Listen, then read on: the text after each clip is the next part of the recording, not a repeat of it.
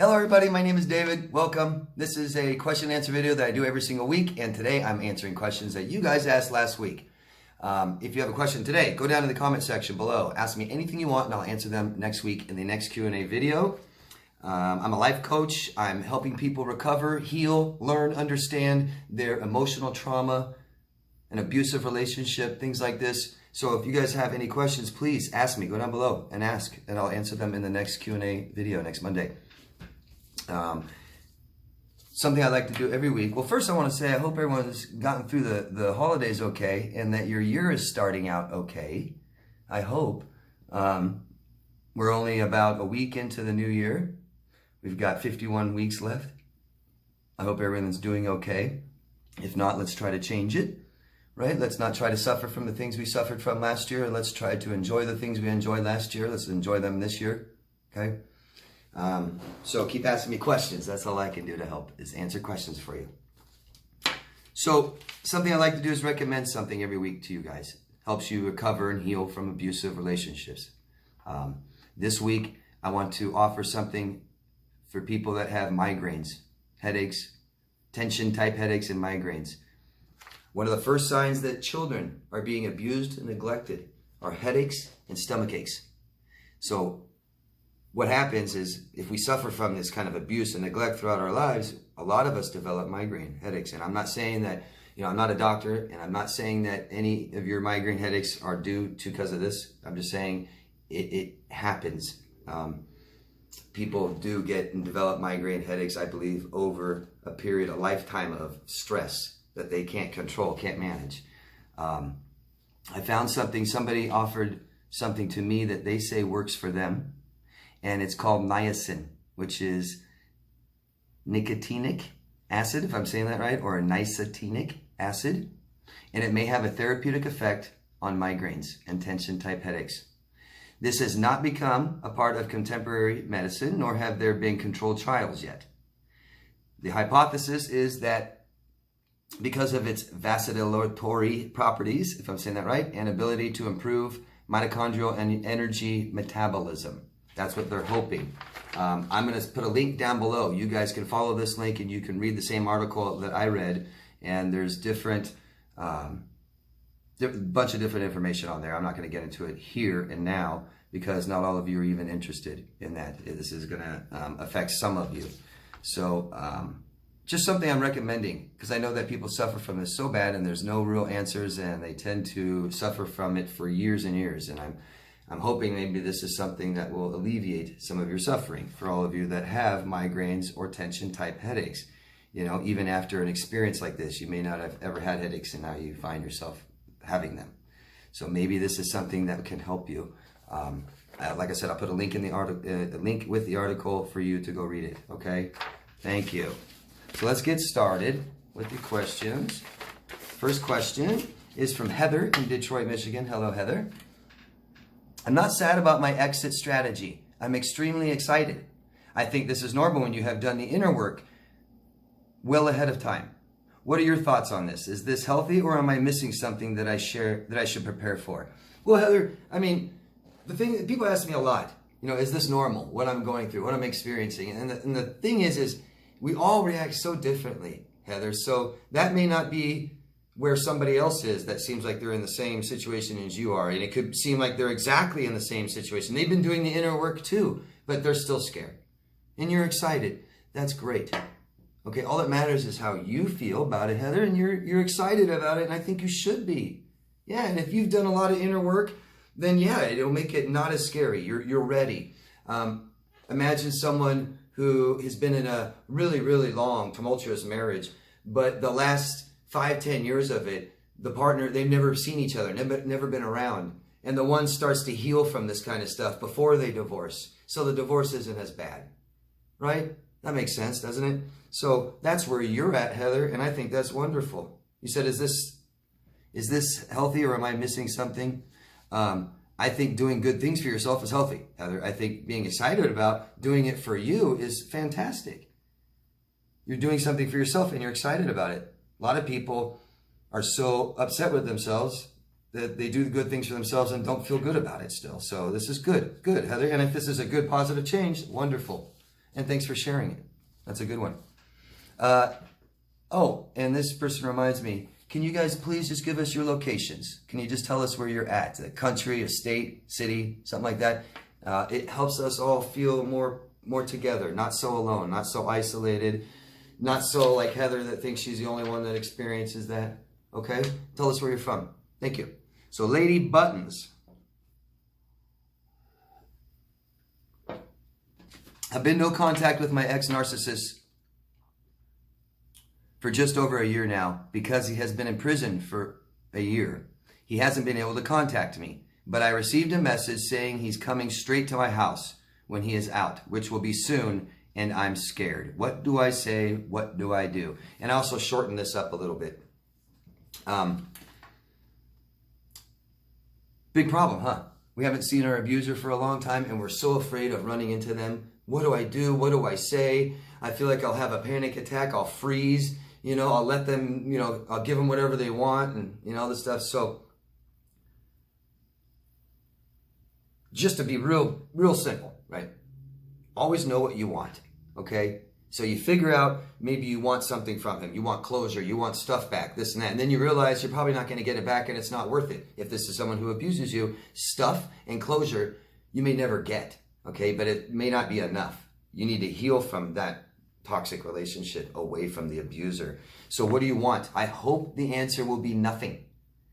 And you keep searching, what do you want, until that answer is nothing from him, okay? From that person, your abuser. So once you realize, once you finally come to the realization that you don't want anything from them anymore, then what do? You don't have to do anything. We don't talk to them. If we see them, we turn around and walk away, and we prepare ourselves for this. Talk out loud. Look in the mirror and rehearse it. As if you came up and said, hey, what's up? And you try to get that feeling. And how would you feel? How would you make you feel? What do I do? Because we're also concerned right now on how we look, that we're doing the right thing, that our abuser doesn't think that they're better than us or that they're healthier than us, that this didn't affect them as much as it affected me. I don't want them to see that or know that, or I don't want to take a different route to work every day because I have to drive by their house. And they see me drive by the house every day. And then if I stop driving by their house, then they'll think that I'm so weak I can't, and they win.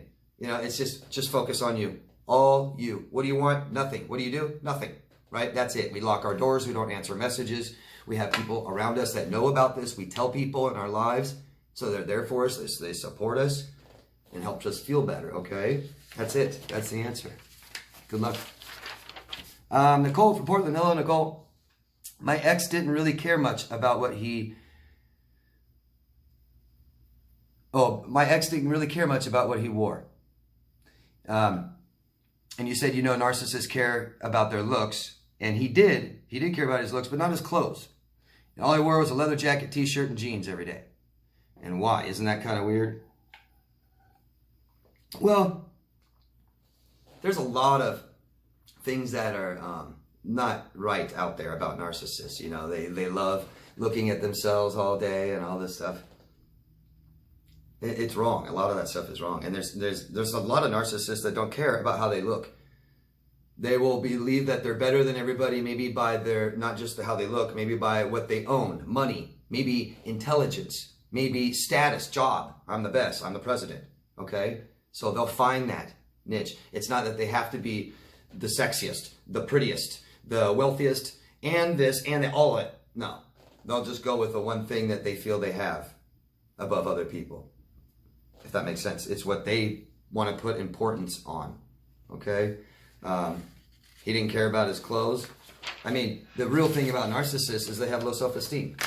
So to not care about his looks would make sense. To be obsessed with his looks would be weird. I've never really seen, I mean, there are some narcissists that are just absolutely obsessed with their looks. The vanity, right? And that's a particular type of narcissist, I guess.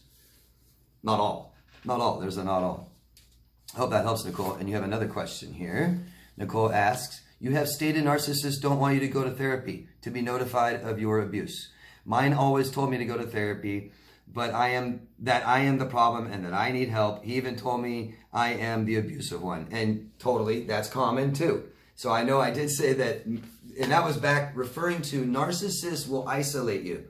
Typically, narcissists if they're in a relationship with you, they don't want you to talk about their relationship to your girlfriends, your boyfriends, your family, or a therapist.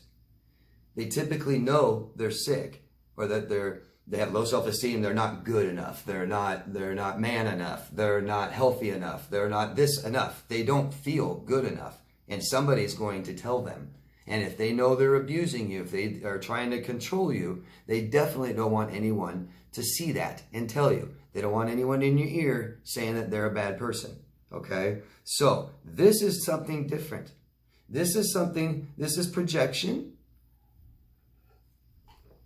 So my guess, just a guess, Nicole, if you try to understand, first of all, people with personality disorders majorly lack awareness.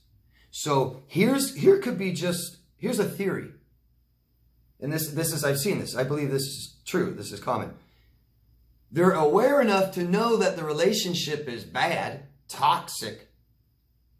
You know, people are lying, or there's hitting, or there's whatever. There's toxic stuff. This is a bad relationship. They're aware enough to see that, but not aware enough to know it's them. They will sit there and keep trying to find how you are the problem. You're the problem this way. You're the problem that way. Whatever it is, you're the problem. And it has to be that way. He cannot look at himself. He feels like such a piece of crap. This is so much shame, Nicole. He will never look at himself. He knows there's a major problem, and he wants you to accept that problem. It's that simple. Is he looking far enough down the road that once you go to therapy, that therapist will tell them that he's the problem? Tell you that he's the problem? He's not looking down the road that much. He probably can't even plan the future very well. Can't even plan for tomorrow very well. Doesn't understand that might happen. Can't see that the problem really is him, maybe. That's my guess. That's what it sounds like. This is all about lacking awareness, and that's the problem with narcissists. That is the problem. They might even be able to get some help and better themselves if they were aware enough to know that they have the problem, and it's not everybody else. Hope that makes sense. Keep asking me if it's not. I know it gets confusing. I know it's confusing. Try to simplify everything. Whenever things get confusing on what a narcissist does, simplify it, because they're underdeveloped. They're like children. Children are easier to understand what they're doing and why. Adults become more complex. But narcissists are so childlike, so immature, that you might be able to figure out what they're doing if you simplify it. Do you see how I simplified that? He's not aware enough to know he's the problem. You are. And so go get therapy. He's projecting. There's a problem. You're it. Go get therapy. Go get help. Go get help. He doesn't literally mean for you to go seek therapy. It's just a way for him to feel better about his own shortcomings. Hope that makes sense. Arrow Girl from Pennsylvania. Hello. You just said narcissists are codependent. I'm confused. I'm the codependent one, but not a narcissist. Well, I'm glad you're willing to admit that and take that, but why does there only have to be one codependent in a relationship? Matter of fact, they say, professionals, both of you. One codependent in a relationship means two codependents in a relationship. It's together. Codependent means simply, and it's not really a diagnosis. Codependent means emotionally dependent, meaning I'm not emotionally independent, meaning I don't take care of myself. I don't self-soothe. I don't tell myself I'm going to be okay. I don't give myself confidence. I seek all this from other people. I'm dependent on other people. I can't leave my partner. I'm dependent on them. Or I can't leave them unless I have somebody else there. You see that?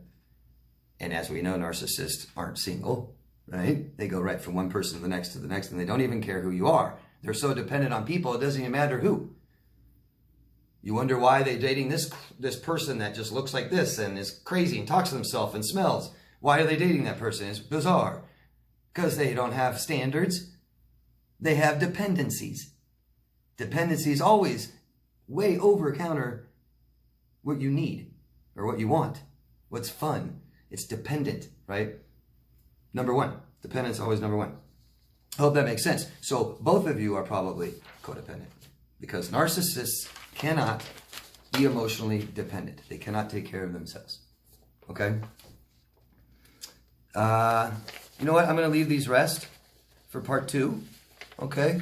So if you could, please, everybody, if you could vote up or down on the video, comment, share it, subscribe to my channel to help me. That'd really be wonderful. Thank you. And I'll see you in part 2. Love yourself first. Bye.